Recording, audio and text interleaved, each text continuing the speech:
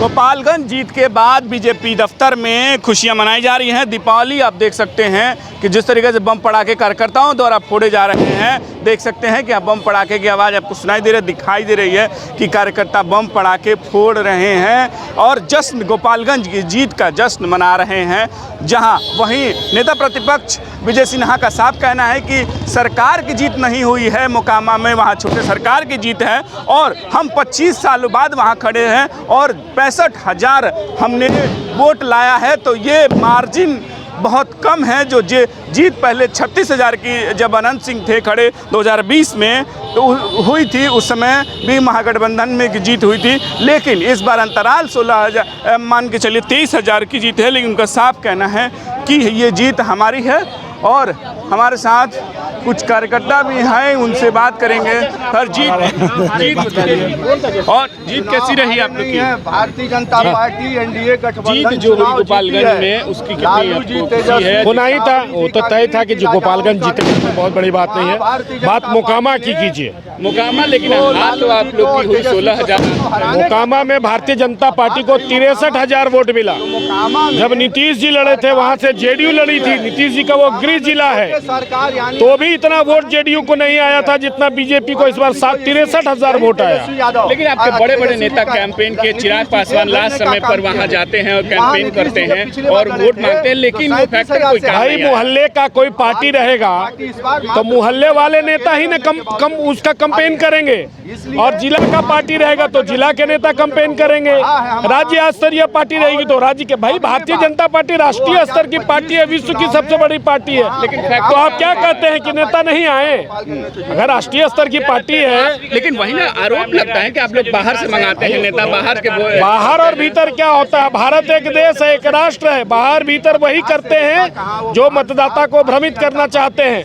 तो कहाँ कमी रह गई? कोई कमी नहीं रह गई। हम लोग तो देखिए ऐसा है, विपक्षी कल तक कह रहे थे कि जमानत जब्त हो जाएगा, जमानत जब्त हो जाएगा दोनों सीटों पर। क्या परिणाम आया आप उठाकर देख लीजिए। अभी तक अनंत सिंह के खिलाफ इतना बड़ा टक्कर पिछले 4 चुनावों में किसी पार्टी ने नहीं दिया था। भाजपा तो 27 वर्षों में वहां लड़ी है, जेडीयू इतने लड़े या आरजेडी उनके खिलाफ लड़ी तो भी इतना बड़ा टक्कर किसी ने नहीं दिया। लेकिन एक बात बताइए, ललन सिंह 5 बार वहाँ चुनाव हारे हैं, लेकिन तब भी आप उस पर कैसे आप लोग दाव लगाएं? ये विषय रहता ही नहीं है। ये बात हमेशा ध्यान में रखिए। लोकतंत्र में अगर सैंबल का महत्व है, चुनाव चिन्ह का महत्व है, तो वही सबसे ज़्यादा प्रभावी होता है। और मोकामा में कोई पार्टी फैक्टर नहीं था, वहाँ ललन सिंह फैक्टर थे, जिसके वजह से वहाँ आप देखिए 3 महीना के बाद 3 महीना पहले बिहार की राजनीति में एक परिवर्तन हुआ। जब नीतीश जी उसके साथ गए तो महागठबंधन जो है सत्ताधारी दल हो गया और लोगों को यही लगता था कि बिहार से बीजेपी का सुपड़ा साफ हो जाएगा नीतीश जी के जाने से। लेकिन ये आप भी जानते हैं और बिहार की जनता भी जानती है कि मोकामा में सिया था। भाजपा तो 27 वर्षों में वहाँ लड़ी है, जेडीयू इतने लड़े या आरजेडी उनके खिलाफ लड़ी तो भी इतना बड़ा टक्कर किसी ने नहीं दिया। लेकिन एक बात बताइए, ललन सिंह 5 बार वहाँ चुनाव हारे हैं, लेकिन तब भी आप उस पर कैसे आप लोग दाव लगाएं? ये विषय रहता ही नहीं है। ये बात हमेशा ध्यान में रखिए। लोकतंत्र में अगर सैंबल का महत्व है, चुनाव चिन्ह का महत्व है, तो वही सबसे ज़्यादा प्रभावी होता है। और मोकामा में कोई पार्टी फैक्टर नहीं था, वहाँ ललन सिंह फैक्टर थे, जिसके वजह से वहाँ आप देखिए 3 महीना के बाद 3 महीना पहले बिहार की राजनीति में एक परिवर्तन हुआ। जब नीतीश जी उसके साथ गए तो महागठबंधन जो है सत्ताधारी दल हो गया और लोगों को यही लगता था कि बिहार से बीजेपी का सुपड़ा साफ हो जाएगा नीतीश जी के जाने से।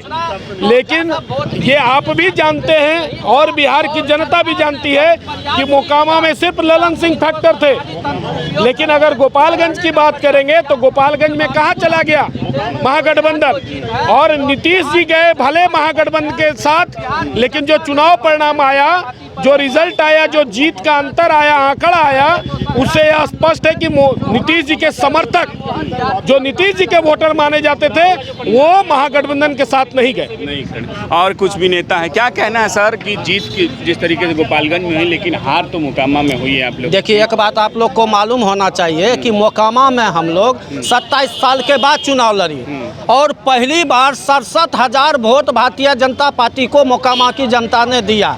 और वहाँ जो हम लोग की लड़ाई थी वो छोटे सरकार से लड़ाई थी, हम लोग को महागठबंधन से लड़ाई नहीं थी। पहले तो आप कहते थे कि महागठबंधन से हमारी है, महागठबंधन का सुपड़ा छापकर आप छोटे सरकार हो गए। वहाँ पे लड़ाई कभी भी, वहाँ पे लड़ाई एक व्यक्ति के से था, छोटे सरकार से था और उस कारण और हम लोग ने 67,000 वोट लाया। इस बार क्यों नहीं आनंद सिंह 35,000 वोट से जीत गए? लेकिन आनंद सिंह का फैक्टर अब तोड़ नहीं पाए। नहीं ना, आनंद सिंह, देखिए हम लोग का लड़ाई व्यक्ति से नहीं है, हम लोग की लड़ाई महागठबंधन से है। लालू और नीतीश कुमार का जो कार्य पद्धति है उसके खिलाफ भारतीय जनता पार्टी लड़ रही है।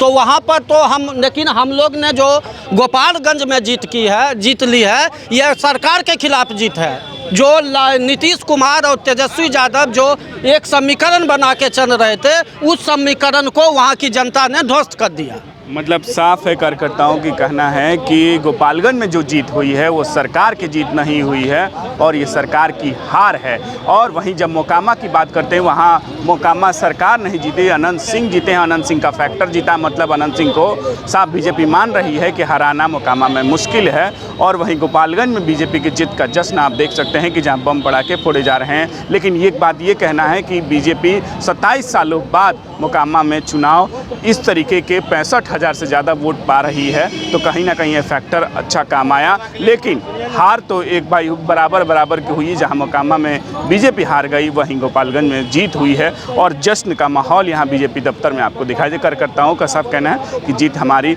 बराबर की हुई है और जीत हमारी अच्छी हुई है। पटना से राजीव कमल, बाइस्कोप के लिए।